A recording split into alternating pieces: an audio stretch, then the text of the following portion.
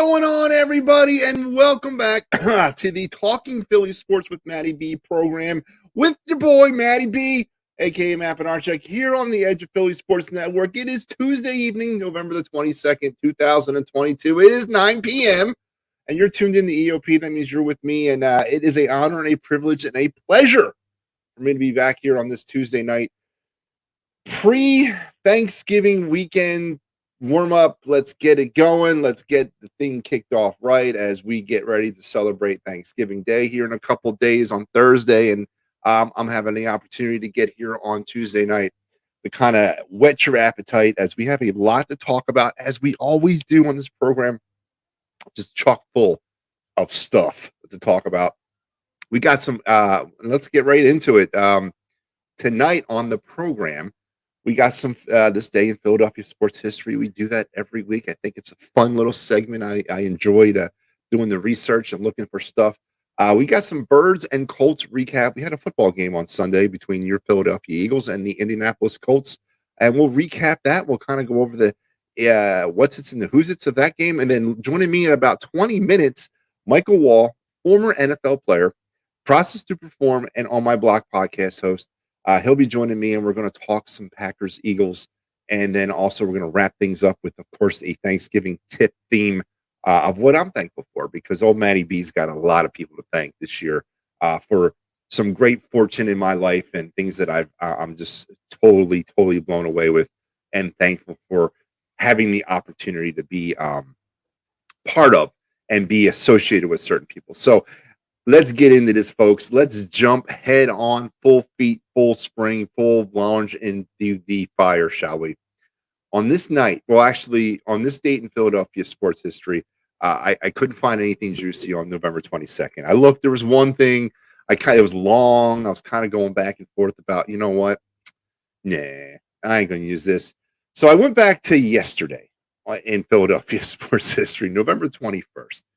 And there was one thing that really stood out that occurred on that day, way back in 1976, on November 21st, 1976, when I was 3 years old, going on 4. The movie Rocky. That's right, Rocky. The iconic Rocky Balboa burst onto the cinematic screen on that day in 1976, thus catapulting the nation into what it was like to be a Philadelphian, what it was like to be a Philadelphia sports fan, and obviously setting in motion a 50-year franchise that has made Sylvester Stallone gazillions of dollars.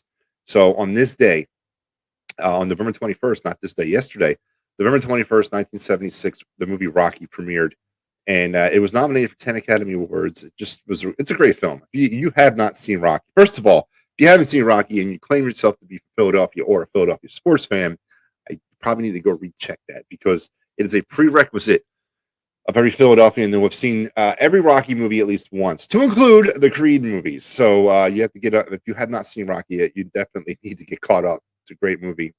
And it premiered on this date yesterday. Not this day, but yesterday, November 21st, 1976. And that is your day in Philadelphia sports history, presented by me here on the Talking Philly Sports with Matty B program. All right, folks, let's talk some Birds. Yeah, the Eagles find themselves sitting 9-1. Man, 9-1 after yesterday or Sunday's 17-16 thriller in Indianapolis, as they battled all day long, battled against adversity of injuries, battled against adversity in coaching styles, battled in adversity against turnovers, battled against adversity in penalties, bad play calling. I mean, you name it, you got it from the Eagles on Sunday. And they battled a team in the Indianapolis Colts that features a a former Colt legend turned high school football coach turned NFL coach, a dinosaur quarterback in Matt Ryan, a very formidable run attack in Jonathan Taylor. And that's about it, because the Indianapolis Colts are dealing with a lot of their own internal issues as well. But all that kind of made for some good fodder, and it made for some good football if you're an Indianapolis Colt fan, because for pretty much 3/4 of that game, the Colts were taking it to the Eagles as much as the Colts can take it to anybody. They were up heading into the fourth quarter, 13-3, looking like they were going to pull off the upset until Jalen Hurts said pretty much, hold my beer, because this is not going to happen. I'm not going to let my coaches ruin this. I'm not going to let turnovers ruin this. I am not going to let penalties ruin this. I am not going to let the injuries to certain key players of this football team ruin this. I am going to make sure single-handedly that we go out and we win this football game. And that's what he did, engineering the comeback, 14 points in the second half, which is second most than the Eagles have scored all season long. Their season best in the second half is 15 points. They did that once. They've done 14, I think, twice now. And he led them in the comeback trail to a 17-16 victory, propelling them to 9-1 and all alone in first place in the NFC East, coupled with the Minnesota Viking, or not the Minnesota, but the Giant loss. But then, of course, the Cowboys then beat the Vikings. So things got a little bit tighter in that division, a little bit tighter in that conference. But the Eagles continue to keep pace in a game that I thought they were going to lose. I did. And officially, at this mark now, 9-1, officially proving that I had no clue what I was talking about when it came to the Philadelphia Eagles, as they have eclipsed the 9-win mark, which means they've won more than 8, which I predicted them to win in all of this season. So congratulations. They proved me wrong. They are now a 9-win football team, trending hopefully in the direction of a Super Bowl, which I don't know if that's going to happen, but they are doing what they got to do, and they're doing it the way we wanted it done, right? We kept saying we needed this team to be facing some adversity. We needed to see this team dealing with adversity. We needed to see this team responding to adversity, and they've gotten some of that. They've gotten the injuries. Dallas Goedert, their entire defensive ends and their defensive line going down. Apparently, they're dealing with not getting favorable calls from the refs. So like that's something or anything. I don't know. Whatever. That a lot of people are kind of clinging to that, and they're dealing with some bad play calling, on both sides of the ball, man. Both sides of the ball. And they're dealing with that, and their talent in certain positions is coming through, and mainly at the quarterback spot, folks. I'm here to tell you, I was never Team Jalen. I never really thought he was going to be a franchise quarterback. I wanted him to be. Obviously, you got to wait. I guess it takes longer for certain guys to kind of develop into franchise quarterbacks. But what I've seen from Jalen Hurts in 2022, to include this latest edition of Jalen Hurts on Sunday, all signs are pointing towards the fact that he is a franchise quarterback. He definitely wants and has that it factor, has that ism about him that's going to that's a leader, and that despises losing and is going to do what he has to do to put the work in and get better. And at the end of the day, elite franchise quarterbacks, when all else is going wrong around them, pick up their team and they put them on their backs and they carry them to victory. And that is what occurred on Sunday in Indianapolis with Jalen Hurts. His head coach wasn't helping him out. His offensive coordinator wasn't helping him out. His defensive coordinator really wasn't helping him out either. The injuries weren't helping him out. The turnovers weren't helping him out. But despite all that, Jalen Hurts picked up the Philadelphia Eagles on Sunday and carried them across the finish line to a tune of 17-16, doing what they had to do to beat a team in the Indianapolis Colts that honestly was not necessarily,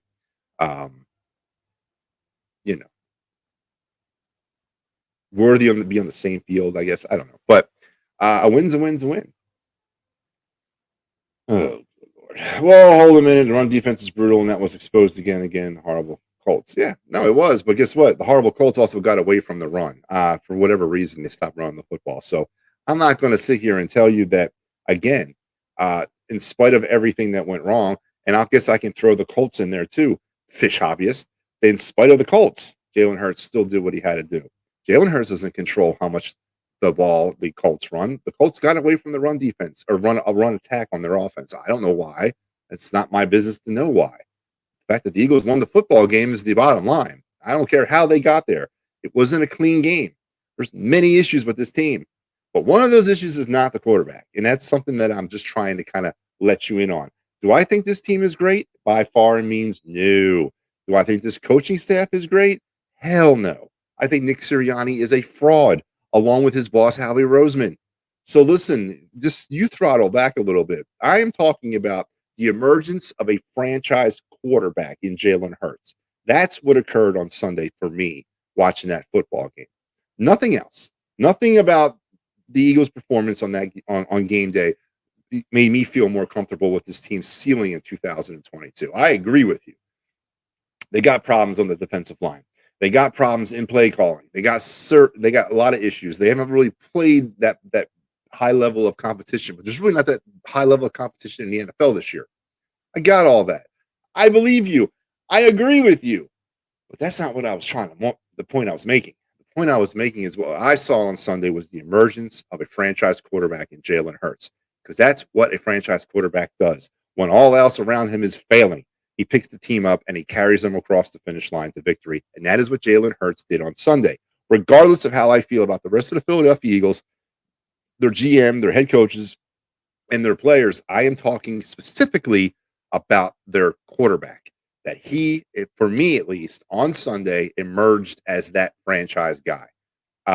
Every week it seems like there's more to throw out, more to talk about this guy and his development, his progressions. And Sunday, to me, was the last piece that I needed to see. And that was the 100%. I'm not going to let this game get away from us, even though everything else around us has gotten away from us. I am going to pull it back, and we're going to win this game. And that's what they did against, as you said, the horrible Colts. Absolutely. But they won. That's the bottom line. And they're 9-1, seemingly in control of the NFC East, as well as in control of that number one seed in the NFC. Now, we got a ton of football left to play, and the Eagles are going to have not much time to kind of, smell themselves, so to speak, as they're going to be hosting the Green Bay Packers here on Sunday Night Football at the end of your Thanksgiving Day weekend. They're going to wrap it up on the Thanksgiving Day weekend side. Obviously, there's a Monday night game, but they are going to get that opportunity to be on primetime television yet again. Oh, great. Another late night game. Just can't have too many of them in my life, as they will face the Green Bay Packers, who are reeling in their own account. And here in about 5 minutes, Michael Wahle, former NFL player, Process to Perform, and the On My Block podcast host will be joining me, and we will cut up some Eagle, some Packers, and just have some fun with it, as I'm interested to find out what exactly has gone wrong in Green Bay. Is it the Devontae Adams effect? Does Aaron Rodgers really miss him that much? Or is there some other issues happening with the team?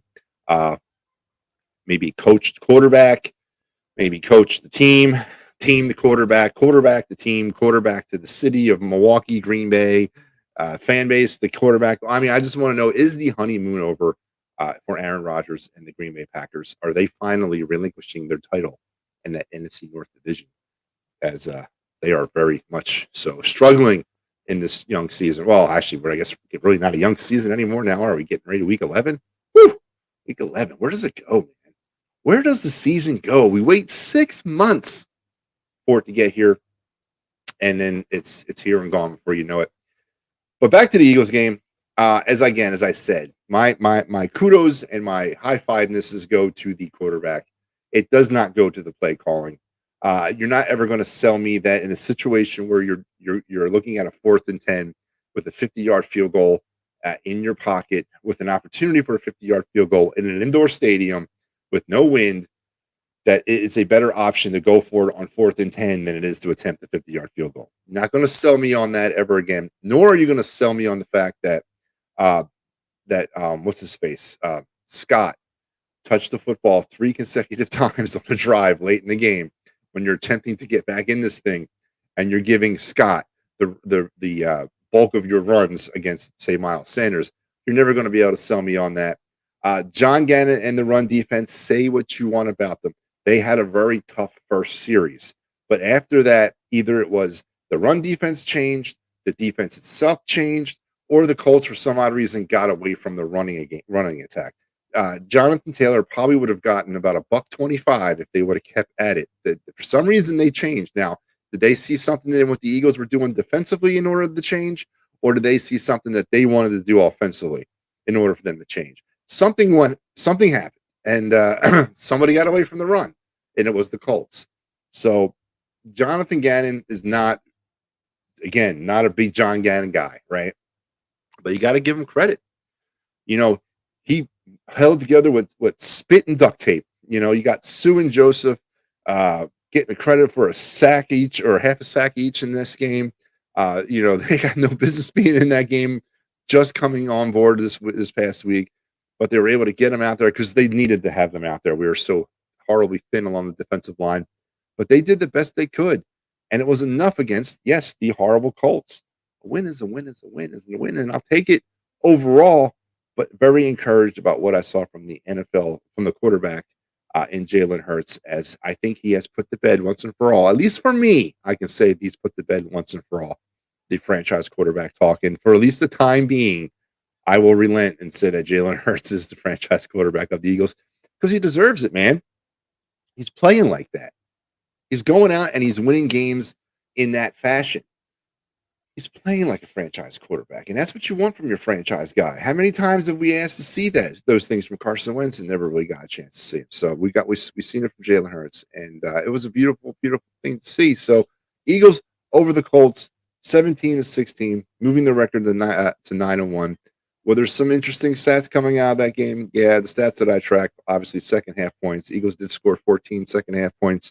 To kind of push their average back over the 8-point mark. I think it's now 8.5 on the season. Still not what you want to see. They did commit 2 turnovers and only forced 1. The turnover thing is definitely concerning as they, with the 4 turnovers last week and now 2 turnovers. So that's 6 turnovers in the last 2 weeks. Don't want to see that. As well as the penalties. Another 7 penalty effort from the Philadelphia Eagles on Sunday. Again, you can't have those things if you want to win a Super Bowl. They got to address that. They got to clean those things up. But I will take the win at the end of the day, 17-16, Eagles over the Colts. So let's turn the page, and what a better segue to do that than to bring on my special guest. You know what? I really don't even know where to start. Former NFL veteran, 11 seasons, 3 different teams, Process to Perform, and On My Block podcast host, Mr. Michael Wahle. Mike, thank you very much for coming on. Welcome to Philadelphia. And welcome to Talking Philly Sports with Matty B. Hey, oh gosh. Hey, I got you? Yeah, sorry about that. Good Lord. No, we're good. It's tough sledding around here right now. That's all good. Welcome aboard. I appreciate you carving out some time. Yeah, sometimes you can't get it right, just like Green Bay right now, huh? That's hey, listen, you said it, I didn't, but let's jump on that. Let's run with that. Mike, here's the thing. For those of us from the outside looking in, and that's me because I hate the Green Bay Packers and everything they stand for, but when you look on the outside into this team, I initially, right off the bat, see Aaron Rodgers is having some major separation issues with Davante Adams. Is that something that's legitimate? Or that's just media stuff? But does he really miss him? Oh, I bet you he misses him. Like every once in a while, he starts a text and just holds on there and just kind of thinks about hitting send or not. Because it's a complete life is completely different without Davante Adams. And let me say this: I don't think we appreciate how important an elite level wide receiver is to an offense, and what a difference it can make. And I think what the Green Bay Packers found out this year was that Davante Adams and Aaron Rodgers, that combination, was hiding some incredible deficiencies in this offense. And it was turning bad plays into average plays plays into great plays, things that could have been like a 2-yard gain in the run game to like a 7-yard game in the pass game. And for what it's forced, honestly, the biggest impact it's had is on the coaching staff. I mean, for the first time, if you really think about it, in the 4 years of Matt LaFleur's offenses, or 3.5 years that they've been here, this is the first time that they've had to really work to design a scheme and teach technique that allows players to excel in their system. Because before this, Davante Adams was literally a cheat code, and they don't have that cheat code anymore. No, it doesn't seem like they do. And this just kind of goes to the flavor of the NFL this year. It's like the bizarro NFL. What is up is down, down is up, sideways is down, whatever. It just you can't get a handle on, especially in the NFC when you got the defending Super Bowl champions or sinking like a stone in the Rams. You got the Packers have seemingly kind of lost their way. The Buccaneers fell off a cliff. I mean, it's such a big turnover this year in terms of just parity and skill level. As far as the Packers go, though, is there smoke or is there fire where there's smoke between the issues between Aaron Rodgers and his head coach, or is that again media stuff? I think, well, listen, anytime you're not performing, and especially this is the hard part. Aaron Rodgers is a 4-time MVP. He's a first ballot Hall of Famer. Like, Yes, he's he is. legit, right? Yeah. He's the guy. And Patrick Mahomes might be the guy this year, but Aaron Rodgers has been the guy for a long time. And so I think I just think it's really difficult when you come in as kind of an offensive guru scheme guy and Matt LaFleur, and you're kind of the same age as Aaron. You're right around that. You're probably contemporaries. And Aaron's played 20 years in the National Football League and has been a 4-time MVP and has broken all these records. Aaron's probably sitting there, at some stage when things are going bad in particular. I mean, I'm sure there's great collaboration in the offseason, great collaboration when things are going well. But when things aren't going well, you have to imagine there's a little bit of like, well, let's just check our resumes and see who's making some decisions. And I think that happens in a lot of teams, maybe more than we like to admit. But I think that's probably a real thing in the Packers room, at least on one side of the table. Now, you got to admit, though, at one point, they're going to have to explore what life without Aaron Rodgers is. Is that going to happen, you think, before he leaves? Or is Jordan Love just there waiting his patient time? I mean, what do you think? Does that moment happen if the season continues to go south for the Packers?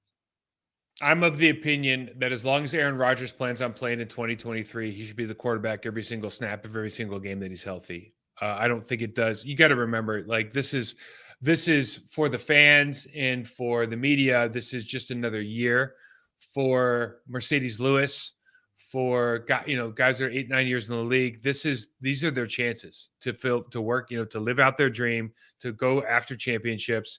And if the only thing that you're doing is building chemistry into next year, trying to build some momentum, then that's what you do. If it's Aaron Rodgers has a better rapport with Romeo Doubs and Christian Watson going into next year because he plays the last couple games of the season, that's what you do. I don't think there's any question.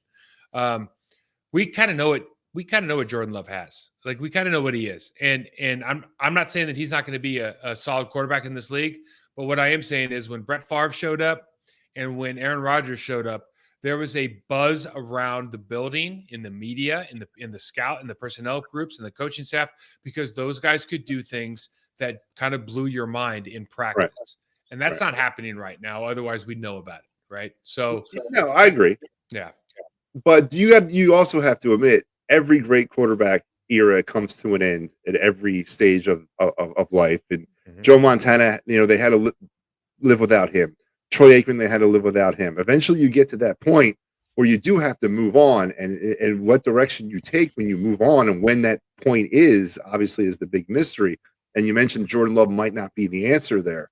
I'm just wondering, how much longer does the fan base? Because with Aaron Rodgers, all his accolades, he's only got one Super Bowl, and all the greatness that he's done for his career, they've only won one Lombardi Trophy under his tutelage. At what point do the Packers say, you know what, maybe it is time to kind of go a different way?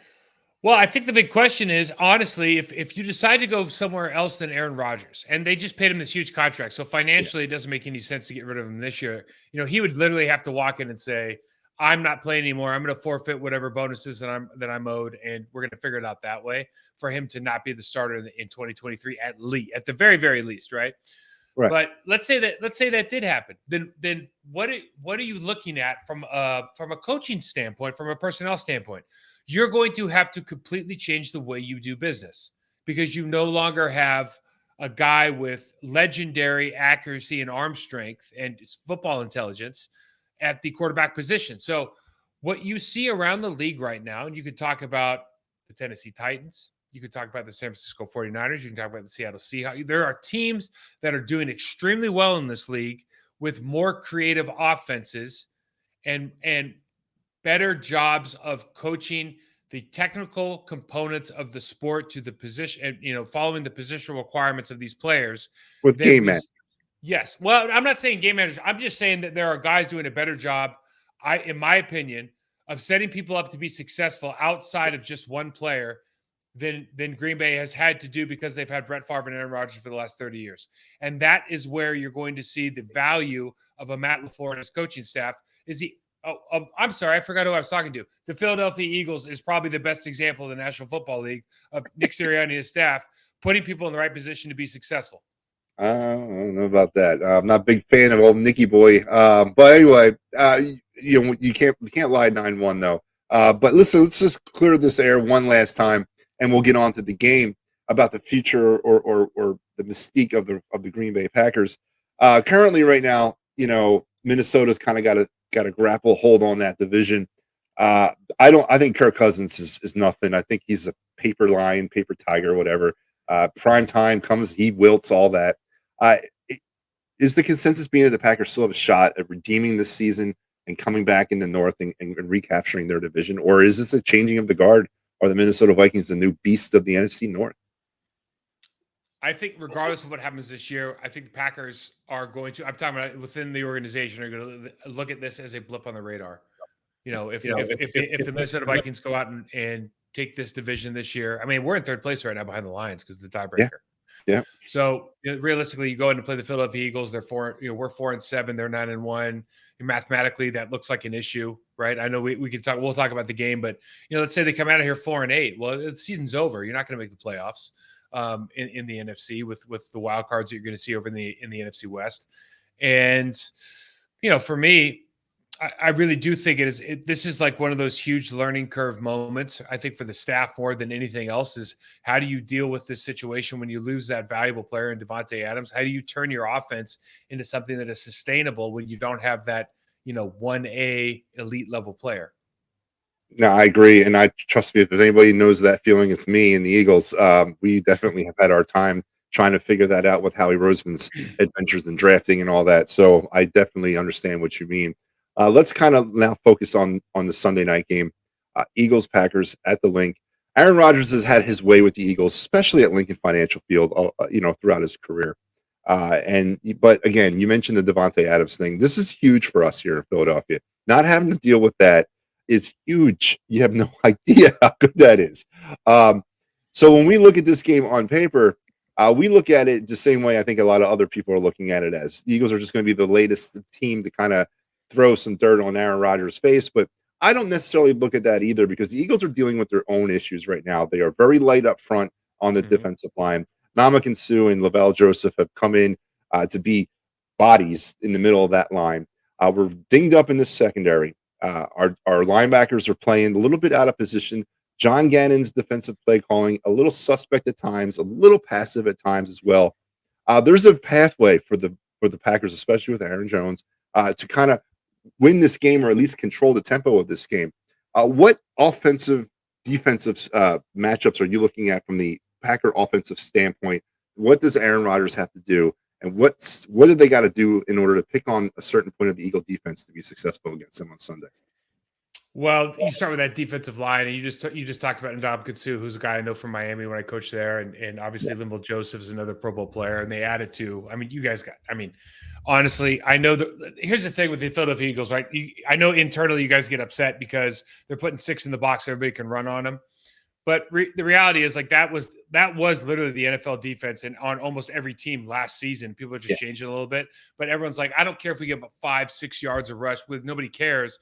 We'll just play stout at the very end of it. They'll get a field goal. Maybe they'll make some mistakes, and especially with the Philadelphia Eagles offense, right? They just feel like it's a tidal wave, man. It's just going to keep coming and coming and coming. But for us, Aaron Jones has been the best player on our team, and he's not getting reps. And he's not getting reps like.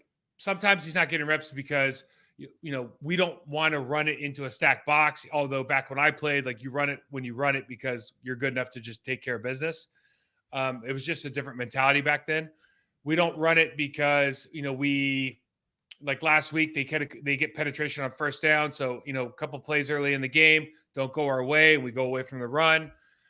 Aaron Jones is the best player on our team offensively right now because of the limitations that Aaron Rodgers has with his receiving core and whatever's going on with his thumb and his protection and all of that. We do some things really well. Our offensive linemen aren't great inline blockers, but we do a great job on the run. We attack the edges with Mercedes Lewis, pinning guys down. So we run things that are effective against the Philadelphia Eagles. We can run with 6 in the box. We run things that are effective. The question is, like the Dallas Cowboys game, can we call the right game for the entirety of the 4 quarters? Or are we going to go back and say, oh, it didn't work in the first quarter, we're going to go away from it, or we're going to call, it's like what was the old thing back in the day? Like, we're going to run on first down, play action pass on second, drop back on third, punt the ball on fourth. Yep. Like, are we going to get away from that? Or are we just really going to go out and try to exploit some of the opportunities they give us with just by numbers alone in that Philadelphia front? So you bring up a great point, because last week against the Colts, Jonathan Taylor, who was probably looking as healthy as I've seen him look in a long time, and they ran the ball very effective against the Eagle defense in that first drive, but then that was it. It wasn't the Eagles stopped them; the Colts went away from the run, and I don't understand, because they could have continued to grind out the clock. And that's how the Commanders did it to the Eagles. They just controlled that ball. They weren't blowing off big 15, 20, 25, 30-yard runs at a clip. They just were moving the chains, controlling the ball, and grinding out the clock on the Eagles, and they just pretty much snuffed them out. But that's not what the Colts did. They had an effective ground attack, and they got away from it with a old quarterback in Matt Ryan. So a lot of people are like, well, the Eagles defense, this, and this. Yeah, they were successful in a way last week against the Colts, but they were aided a lot by Jeff Saturday and the Colts and the way they changed their game plan. I absolutely agree. If you devote yourself to the running attack against the Eagles, I just don't see a reason how the Eagles are going to stop you. I really don't. They'd have to make some major adjustments, and John Gannon, to me, doesn't seem like the kind of defensive coordinator that can do that. I've never seen him do that successfully in a game. Yeah, and they probably, like, when they're having their beginning of the week meeting, they're probably sitting there and going, listen, if we score 25 points, we're going to win this game. I mean, there's always kind of a number they're shooting for, right? Maybe that's 19 points, maybe that's 25 points or whatever. But the Eagles like to play too high. They like to play 6 in the box against nickel. Now, we've been running a lot of 12 personnel. It'll be interesting to see if they match. And they want to bring in a third linebacker into the game. But they have, I'll say this now, and I know Ndamukong. I've watched them with Joseph for years. Like, they have legitimate ballers up front. I mean, Javon Hargrave's having a year now. Yep. Josh Sweat he's a stud. Hassan Reddick, when he came over from Carolina, was like biggest pickup of the offseason for me personally. And then they just pick up Robert Quinn, I know him from Miami. He's an absolute baller. Fletcher Cox, I know he's he's in the twilight of his career, but the guy can still, you have just dudes up front. And where are we maybe right now playing at a level that we're not accustomed to? In the middle up front. Like, we still have some work to do there. We've been inconsistent. We've had injuries. Elgin Jenkins finally back at left guard. Josh Myers, from a footwork standpoint, is maybe taking a step back from last year. And then, of course, we've finally brought in JRJ, moved him over to right guard. JRJ's played pretty well. John Runyon Jr., John Runyon Jr., who's obviously a great Philadelphia Eagle. But I would think that going into this game and Josh Nyman playing out at right tackle, I would think that the Philadelphia Eagles feel very comfortable with that matchup in particular. And look, if I'm going to the game as defensive coordinator, I'm saying, guys, you can stop the running game here as long as our DBs are willing to make tackles on the edge, because that's the only place they should be able to run the ball against that defensive front. Now, you mentioned some of the names: Robert Quinn, Fletcher, Sue, Joseph. The Eagles love to rotate. They're a rotational defensive line. It's not necessarily built towards superstars. It's just a rotational basis to try to keep people fresh. And most NFL teams do that now. And there's been a lot of talk. Well, we brought Ndamukong in from like 3 years past his prime. Well, maybe. But Chris Long, who was one of the biggest Super Bowl contributors he's an all-time Eagle for what he did in one season, would have been viewed the same way this year if we would have brought him in. It's the same type of player. We just need someone to rotate in with little experience, who's healthy and who's fresh. And when you're dealing with the back end of the season, as well as anybody else here, fresh body week 11 and on it makes all the difference when you're trying to win a Super Bowl. The drop off in the National Football League right now across the board, and you look at offensive line, defensive line in particular, the drop off between first team and second team is seismic. I mean, it's enormous. I'm just talking the talent from like your first team left tackle to your second team left tackle, your first team center to your second. I mean, it's enormous. And so when you look at the Philadelphia Eagles now with Ndamukong and Linval Joseph, they can be 3 years past their prime. They're not starters anymore. You're not asking Ndamukong to be an all-pro, right? Yep. Ndamukong was an all-pro going to Miami, right? Made a ton of money, played well, just played well on a bad team. Then it's like, you know what? I'm tired of this. I'm going to the Rams. Well, I'll go to a Super Bowl. I'll go to the Bucks. I'll win a Super Bowl. That's all. He's smart. Like, he's made his money. He's just trying to get rings. and you're putting him in a position to be successful. I'm just telling you, I know the guy. He's going to be successful. Linval Joseph is the same idea. Like, he's made his money. He's going to go get. They're chasing rings. The motivation is different now. So those guys are going to have success. It's just a question of, really, are you going to allow them to get into a rhythm? I mean, because there is part of that too, right? Like, there's a finite, there's a number between 1 and 7 where guys are super effective, and then about 6, 7 plays they fall off. Right. Right. You're in that groove. It's like when you're golfing, you have like 3 beers, man, you're grinding, you're grooving out, right? But like 5, 6 beers, you're like, oh man, I can't golf anymore. It's the same thing between like play 2 and 5 in football for defensive linemen. Like, are you going to give them enough time in that rotation that you're talking about to really get into the groove and play hard? Yeah. All right, so let's flip the ball around and let's look at it from a Packer defensive standpoint. When you look at the Eagle offensive attack, obviously highlighted, spearheaded with a man who I gave a lot of credit to just a few minutes ago before you came on. I was never a big Jalen Hurts supporter. I thought he was going to be a nice little piece, but what I've seen him in his development as a quarterback this year, being the fact that he basically willed the Eagles to victory on Sunday against the Colts. To me, I'm prepared to say that he's now a franchise quarterback, at least in my mind, No doubt. and he deserves the accolades of that.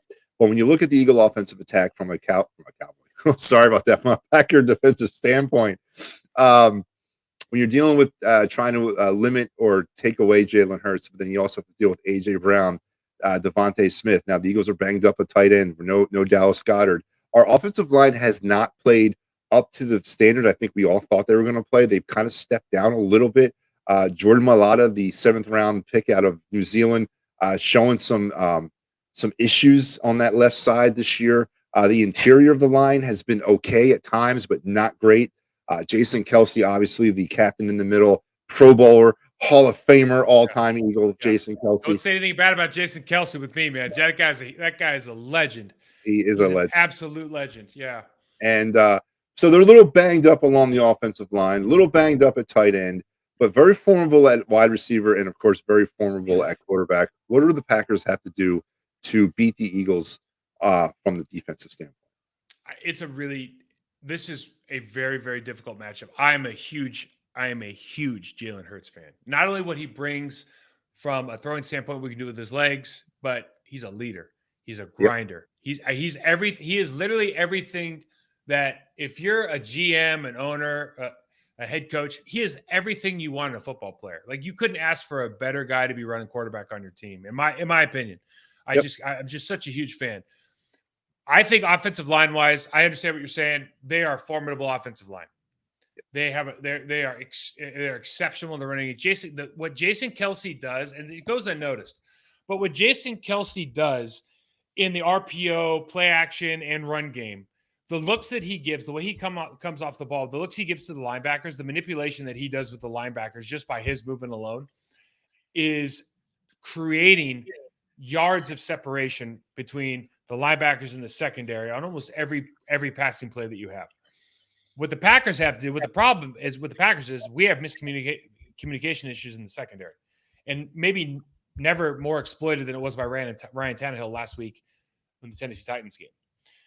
And we have a couple of injuries. Eric Stokes is out. Rashawn Gary's on IR. Rashawn Gary was our guy as far as brushing the passer.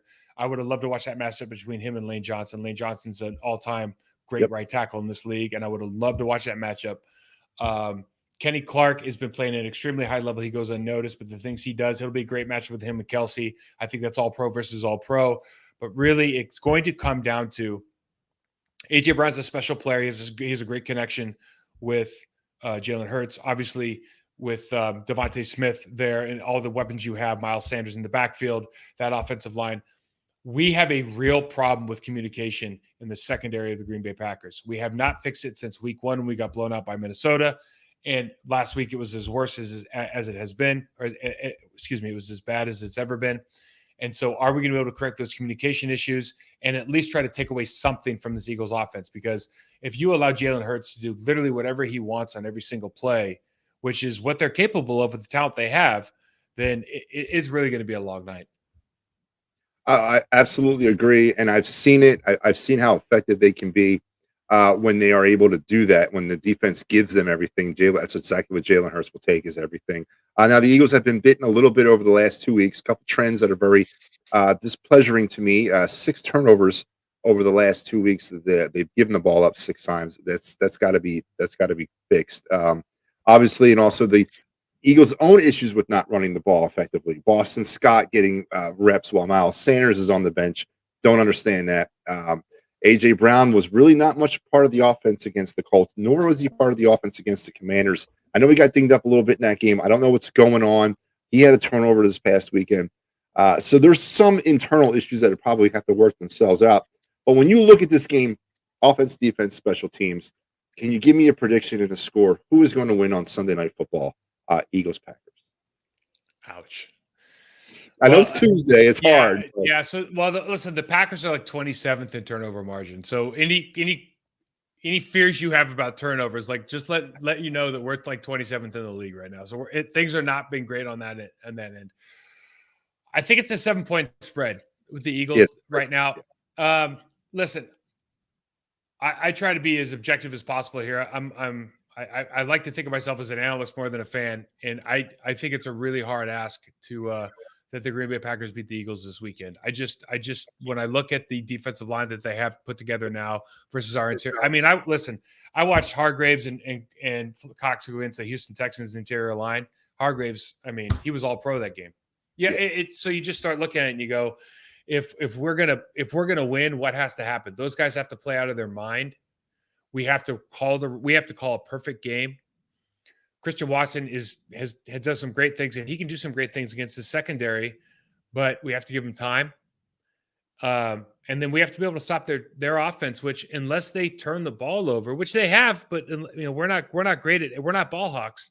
Unless they turn the ball over, like this is one of those games where the Philadelphia Eagles could run the ball every single play, and you could still be confident they're going to score enough points to win the game. Like it's that kind of game because I just think they're that dominant in what they do versus what we have to offer on run defense in particular right now.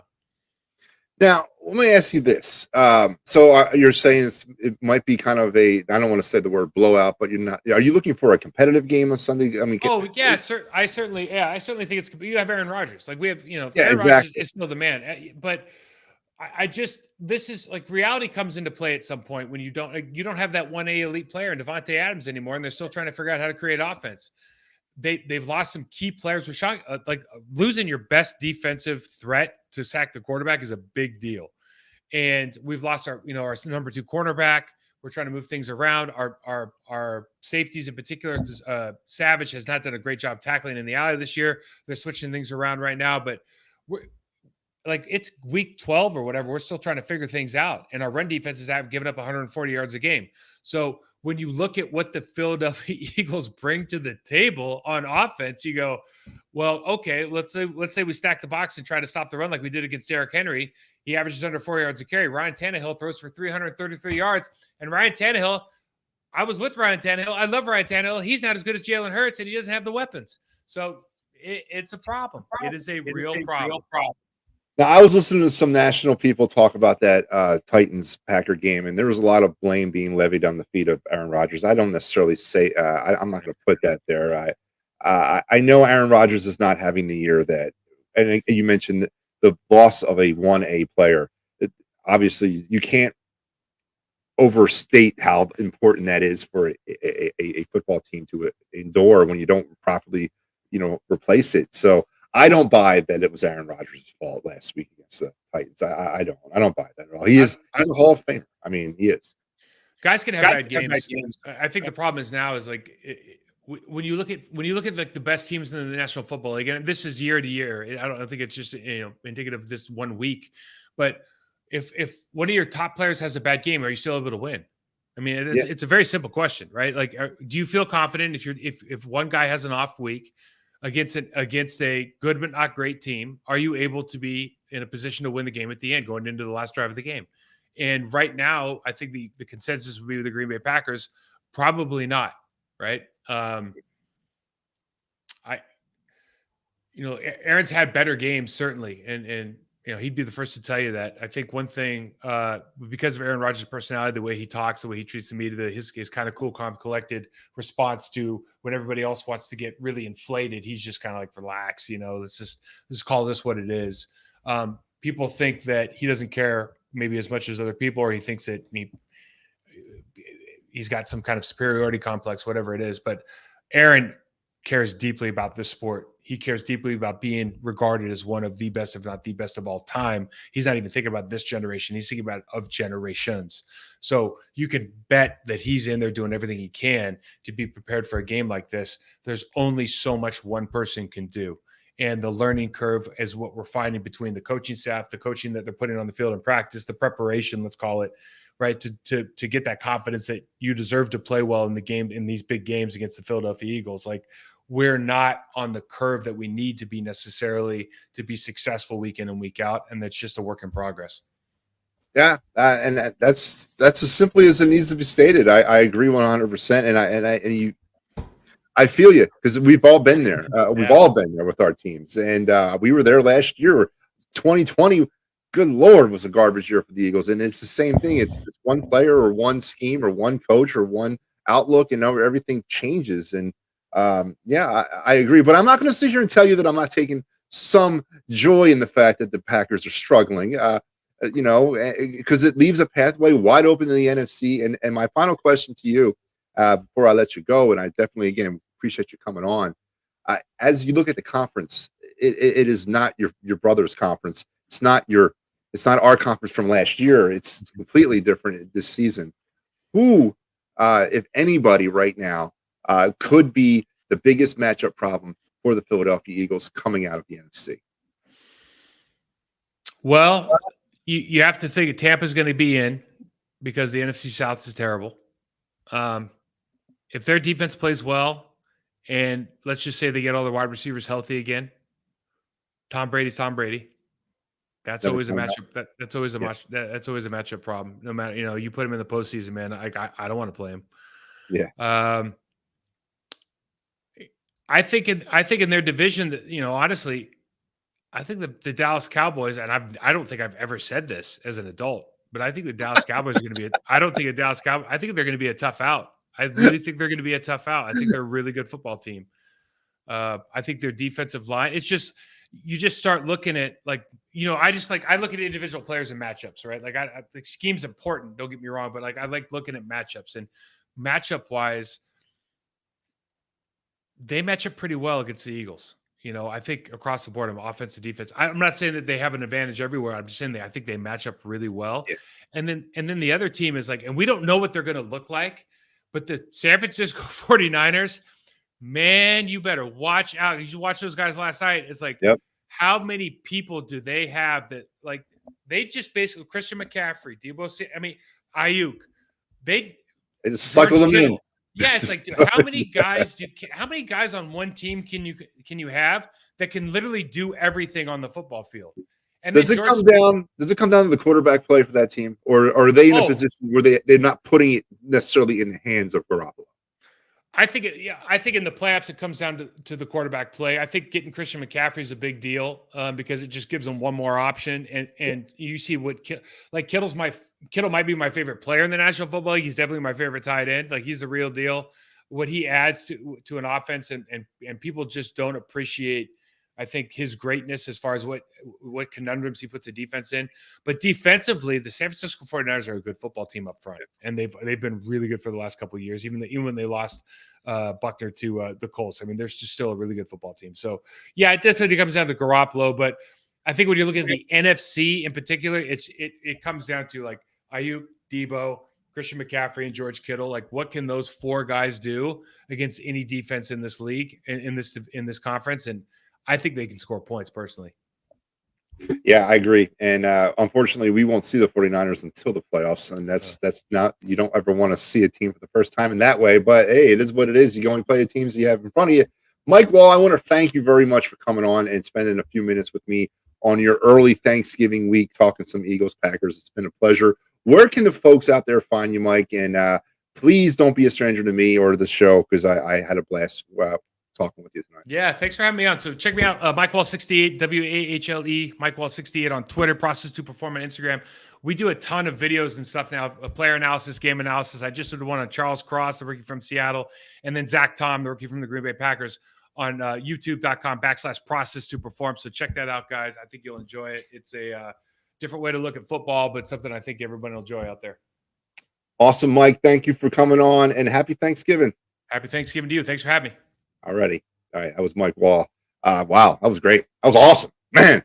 I like that. That gets me amped up. Mike knows what he's talking about when it comes to the Packers and everything else. And I kind of agree with them. It's a little bit interesting to hear his takes on Aaron Rodgers. I think that it's, I think at a certain point you got to say it's time to let go. And I don't know. I think Aaron Rodgers and I think he's reached that point. But I know it's hard. It's a lot easier said than done because it's a franchise quarterback. It's a Hall of Famer. And you just can't say it's time to move on because maybe you're doing it too early and he's got some gas left in the tank and he goes off and he joins the Minnesota Vikings like Brett Favre did and all that. But yeah, at a certain point, you just got to learn to say goodbye. And we don't have that problem here in Philadelphia. No. We know exactly when to turn it off, right? Anyway, that was great. I enjoyed talking with Mike. Thank you very much. Very informative talk. He seems to think that the Packers are just a matchup headache, or the Eagles are a matchup headache for the Packers on Sunday Night Football. On paper, I guess it is, but we've seen it work out differently for the Eagles at times during the season, and you factor in some of the play calling issues and factor in some of the injuries that we have. But you also got to factor in Aaron Rodgers. Aaron Rodgers is that X factor in every game. So he seems to think the Packers, it'll be a competitive game, but at the end of the day, he seems to think the Eagles will overcome the Packers in talent. So thanks a lot for Mike Wahle for joining me. Folks, it's going to wrap me up. I was going to talk some Flyers, but I figured, you know what? I'll leave that alone. I do the Flyers post game. Matter of fact, let's put the schedule up here. This is everything that's coming up on the Edge of Philly Sports this week. It is it's Tuesday. Chalk-filled week, even with the holiday on Thursday. We will be bringing you new content on Thursday. That's right, folks. You heard it here first. Last night, you had the Sully Squad party on Broad and me clearing the ice against the Flames. Kelly Green Hour tonight, Philly Press Box Radio. Birds of the Round Table, me talking Philly sports with Matty B, Chalk Talk, and we got some Sixers Nets post game following this show, or following the Sixers game. Then you got Wednesday, the Edge of Philly Sports. Big Al and Joey are going to come on and do the flagship show. Sixers and Hornets post game, and I'm coming back at you with some Clear the Ice against the Capitals. And then on Thanksgiving, Birds IQ attacking third end, folks. The Fighting Spinal will be back on Thursday. We will be doing our 2022 Philadelphia Phillies season in review show. It's pre-recorded, but we did it earlier in the week. But you know what? It's going to be shown for the first time on Thursday, so please check it out. All the other stuff that's coming up for the rest of the week and the weekend, we got you covered here on Philadelphia, on Edge of Philly Sports every day, all day. So does Philly Sports Trips. The next one coming up is in New York. I believe it is sold out. Head over there anyway and check out on it. I think the Chicago trip is open, and I'm sure the Dallas trip is open, but we're getting close. Only 3 more trips left in this season for the Eagles and Philly Sports Trips. But don't forget the tailgate parties at the Gatehouse. They're going to get more important than ever here coming up. There's a lot of home games looming for the Eagles as they come down the stretch of this season. Head over to phillysportstrips.com and check out everything they got to offer. And don't forget, if you're having a great weekend, whatever, and life throws you a curveball, this guy knows how to hit curveballs, Dave Cherry, 610-565-0300 for workman's compensation, motor vehicle accidents, personal injury, and criminal law. Tell him Matty B and EOP sent you, and he will take the best care he possibly can of you. And folks, I am going to kind of wrap it up right now. It is Thanksgiving. It is that time of the year, and it's time for me, old Matty B, to take a serious moment out of my day and out of my life right now and just kind of pause as we all get ready to celebrate Thanksgiving. And everybody celebrates it in their own way, and I am not here in any way to judge you or to tell you you're right or wrong, but in everybody's lives, they change, right? We all have our ups and we all have our downs. No one's life is completely steady. And if your life is that way, I suggest you kind of spice it up a little bit. You don't know what you're missing. It makes you a well-rounded person. But it's very important in life, not to get too down or not to get too up, because things can change just like that. And this year, 2022, I'm not going to get too deep into my own personal situations in life, but 2 years ago, or 3 years ago, I guess, my life was on the brink of wholesale change that you would not believe, change that would drive, and it did drive me crazy, complete change. And then you factor in the pandemic a year later, and then you factor in just kind of trying to everything delayed and working your way back from certain things, and uh, trying to recover from certain things and get on from certain things. There were some dark times for me. There were never like there were just some dark times, but I never lost perspective, and I never lost sight of the fact that things do change in life for the good as well as for the bad. And I kept fighting and pushing and trudging. And I met a woman about 2 years ago. Her name is Nina, and Nina has been with me ever since. I love her. I love her. She's my best friend. Um, the most important person that's ever come into my life, and what she means to me, she'll never know. And I thank her. I'm thankful for her. I'm thankful for her. Her family have taken me in, made me part of their family. We've built a relationship and a family together with blended pieces of my family, my daughters and her kids, and we've made a life. We've started to make our life. EOP. Listen, I'm coming up on 1 year on the network. I believe my first show was podcasted on December 21st. My first live show was in January of 2022. So I'm coming up on a year. But in the year that I've been with EOP, I cannot express my gratitude towards Big Al and Joey. The opportunity to come out here on a week to week basis, and then with the Fight's Final every night, clear the ice, getting an idea of how to run things behind the scenes, the investments that they've made on me, and the love that showed me. I'm very thankful for EOP, and the decision to come on board with these guys has been one of the best I've ever made in my life. And to all my family and friends out there who've endured and stuck it out with me through my craziness and my wackiness, and trust me, old Matty B can get kind of crazy. I want to thank you. I'm thankful for them. I'm thankful for my daughters. Um, but most importantly, I'm thankful for sports. I am. I'm thankful for being able to do what I love to do, and go out and talk to you, and talk about sports and give you my take on things, and understand the perspective that it's sports. It's not real life, really, right? So I am plenty thankful for a lot of things, and I want to hopefully, and I want to wish, if I don't have a chance, because we may see each other again before the holiday, but if we don't, I want to wish you and yours a great, happy Thanksgiving, and really kind of. I know life has a tendency to throw curveballs, right? A lot of them, but I guarantee you, if you think deep enough, if you think hard enough, there's something positive happening in your life. I'm telling you, there is. You just got to look for it, and that's where you, when you find it, you build off of that, and that's when the snowball starts rolling down that hill, and starts becoming a bigger ball. So I want to wish everybody out there a happy Thanksgiving. Uh, from me to you, from mine to yours. Enjoy yourself. Have a great weekend. Go Birds. Go Flyers. Happy Thanksgiving, and we will talk again real soon. Like what they say, that is the news, and I'm out of here.